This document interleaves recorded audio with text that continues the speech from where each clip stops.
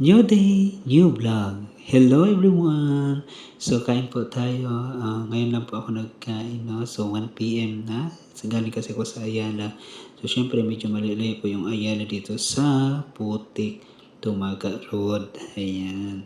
So syempre nabili po ako ng soft drinks dyan kasi ang ating ulam ay karne. Galing po yan sa pesta. So anyway, ayan, binilisan ko na talaga kumain dito kasi nga may ruta pa tayo, may area pa tayo na hindi pa natin na planogram. So, focus pa ako ngayon sa planogram ng Modes at saka sa mga materials ng Modes kasi nga, yan ang campaign namin for today's video. Ayun lang. Bye-bye! Enjoy watching!